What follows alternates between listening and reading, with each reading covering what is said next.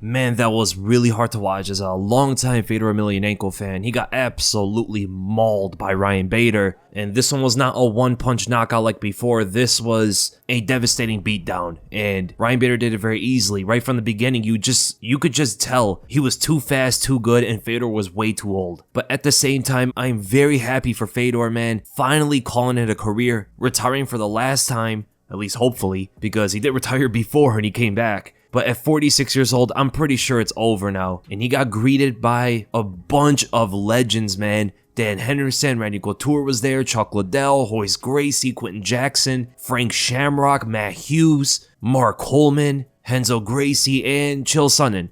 I'm not gonna lie, Chael Sonnen being up there is not as, impactful, I guess you would say, as some of those other legends, but that was a powerful image. I mean, the last emperor, the greatest of all of those older fighters, has finally called it quits, and it really shows you that we have long passed that generation, and that's just how the sport goes sometimes. It's very unforgiving for these older guys, and even Ryan Bader, who was about 10 years younger than Fedor, if he keeps going, he's going to meet that young guy as well, is going to beat him down just like he beat Fedor down. So thank you, Fedor Emelianenko, for an historic career, a career unlike any other fighter that's ever competed. He put on performances that we probably will never see again. His war with Mirko Cro Cop still to this day is one of the greatest heavyweight fights of all time. And during that time, they were the two best heavyweights on the planet. His trilogy with Big Nog, even though he was definitely the better fighter, Big Nog was deemed to be the best heavyweight in the world when they fought each other. And he beat Big Nog in his own game. Went to the ground with him and destroyed him with ground and pound shots. And who can ever forget when he came back against Kevin Randleman after getting lifted off the ground and slammed on his neck? If you were to show anybody that right now, they would think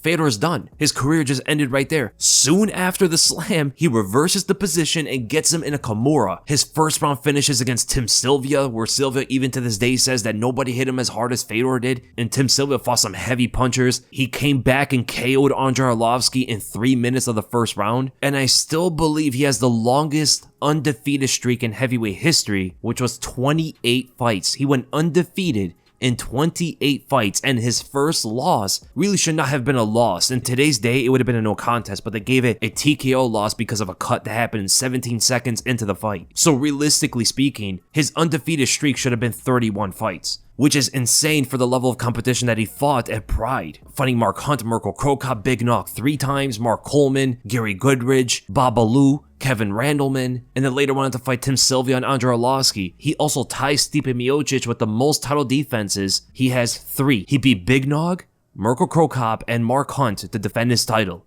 No other heavyweight besides Stipe has done that. He has defeated 7 UFC champions, 1 Pride FC champion, and 1 Strikeforce champion. He has the kind of accolades where you can definitely say he's the greatest heavyweight of all time across all MMA organizations. I recommend everybody, if you want to see Fedor in his prime, it's unlike anything you've ever seen before. Make sure to check out those fights. But when we look at this fight with Ryan Bader, just from the first feint, you can tell the speed difference between the two guys. Fedor, whose speed really helped him in his heavyweight fights in the past, was definitely not enough at his 46-year-old age, and the jabs were just getting right through. Fedor didn't even have a good defense against him. He was trying to lean away from the jab, which is something you don't really want to do, because if you lean away and let's say you want to re-enter for a right hand to pull counter, you can run right into the opponent's right hand instead. And not only was he leaning away, he was reaching with both of his hands forward. That's not a kind of defense to block any kind of punch. He barely was able to react to the jab well. And he kept moving into Ryan Bader's right hand. His defense against that was very questionable as well.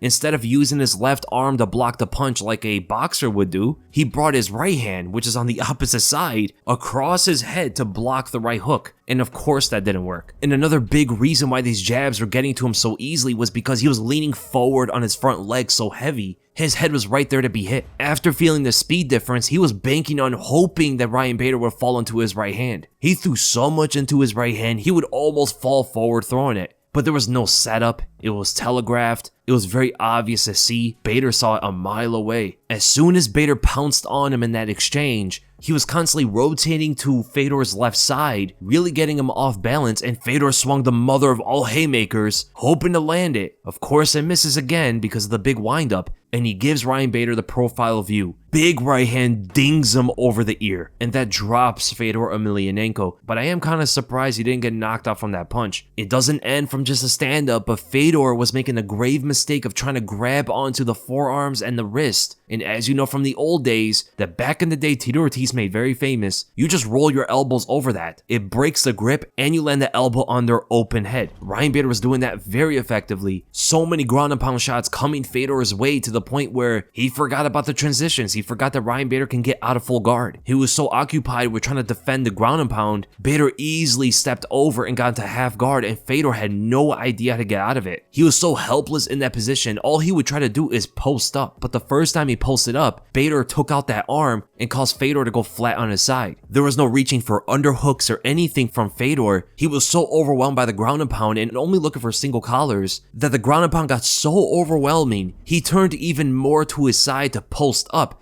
Look at his elbow here. He's trying to get up by any means necessary, but where Bader was using old school tactics, he brought in more of the new school popular techniques like the Dagestani handcuff. Reaches around Fedor's back with his right hand to grip that forearm, and while being in half guard, he pins Fedor to the mat, and that was pretty much a wrap. Fedor had no idea how to get out of this. So it's a good win for Ryan Bader, I guess. Him winning like this was something that was supposed to happen. But whenever you're fighting Fedor, the story is always going to be about Fedor. And that was mostly true. I mean, they brought all those legends there, not for Ryan Bader. They brought him there for Fedor. And they gave Fedor this opportunity to fight for the belt again. I mean, he was doing actually pretty well in his recent fights. But Ryan Bader is another level. He's not a Timothy Johnson or an old Rampage. So I hope you guys enjoyed the breakdown. And if you did, make sure to give this a thumbs up. Enjoy my content. Make sure to subscribe. And I'll see you guys in the next video.